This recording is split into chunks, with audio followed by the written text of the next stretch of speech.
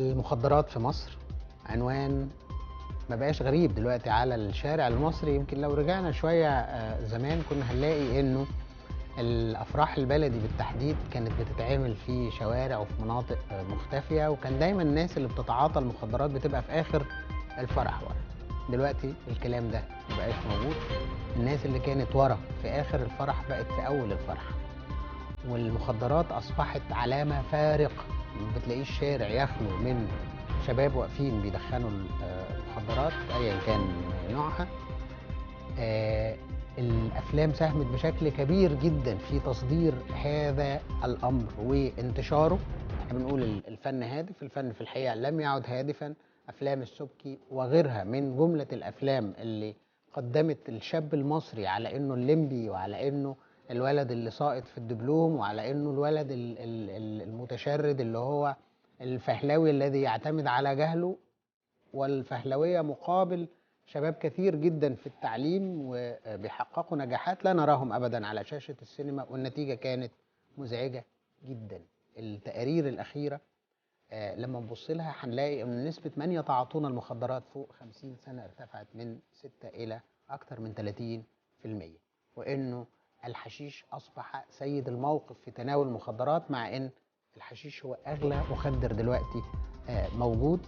اللي لما بيبقاش موجود بتبقى البانجو موجود، والشباب مش محتاج يتعلم طريقة التدخين لأنه السينما بتقوم بالأمر كاملا. حتى مشاهد الأطفال اللي بيدخنوا واللي بيتعاطوا المخدرات أصبح مشهدا لا يخلو منه أي فيلم في السينما ولا أي مسلسل، حتى دونما مراعاة لبعد أن هذا أمن قومي. وده واحد من أهم خطوط الأمن القومي اللي لازم نراعيها، إن احنا لا ندمر الأسر المصرية بشكل خطير جدا. تتنامى هذه الظاهرة خاصة إذا عرفنا أنه أكثر من 58% ممن يتعاطون المخدرات بيعيشوا مع أسرهم بشكل عادي جدا، وأنه الفئة بتتزايد، أنه سن التعاطي نزل بعد ما كان في وقت من الأوقات 25 سنة و30 سنة، احنا بنتكلم دلوقتي على 11 سنة، والأمر يبدأ بسنتين أقل، يعني في 9 سنين لتعاطي أو لتدخين السجاير أو غيرها من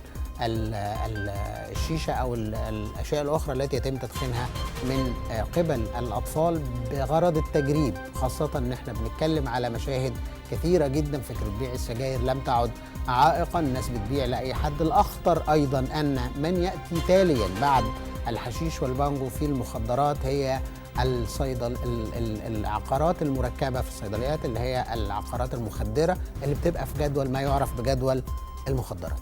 جدول المخدرات ده في كل الصيدليات المفترض ان عليه حظر ولا يصرف الا بروشتة طبية، وده بيحصل في الحقيقة في كل العالم الا في مصر. في مصر انت تستطيع شراء الأدوية المخدرة من الصيدلية دونما أن يعاقب الصيدلي، لأن العقوبة خفيفة جدا، ولأنه لا أحد يراجع على جدول المخدرات بشكل حقيقي في الصيدليات. علشان كده بقى سهل جدا أنه حتى أدوية الكحة المستخدمة في كمواد مخدرة إذا تم تناولها دفعة واحدة بقت بتتباع، وبقت الدولة بتدعمها علشان ياخدها المريض، لكنها في النهاية لا تصل للمريض وإنما تصل للمتعاطي.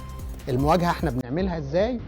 احنا في الحقيقة ما بنواجهش بشكل حقيقي، لان احنا في الوقت اللي بتقوم فيه الدولة ممثلة في صندوق مكافحة المخدرات وبعض الجمعيات الأهلية بمكافحة الأمر ومحاولة التصدي، إنما لا أحد ينجو من الفخ. لأن أنا أقدم هذا الشاب على انه رمز في السن، على انه نوع من الجدعنه ان هو يشرب مخدرات، على انه نوع من الرجوله ان هو يتعاطى البانجو او يشرب مسكرات. وده خلى الشباب يجربوا نسبه اللي بيجربوا للمره الاولى بقت كتيره جدا.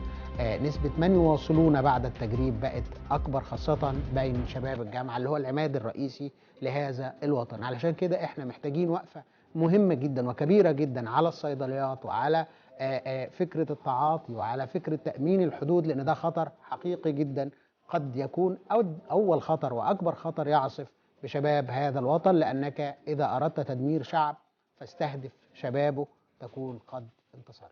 وإحنا مش عايزين ده يحصل لمصر، عايزين شباب مصر يبقى أحسن شباب في العالم، إنما ده مش هيحصل طول ما المخدرات وقفة عائق، وقفة بتهاجم هذا الشباب وبتنتشر كما النار في الهشيم.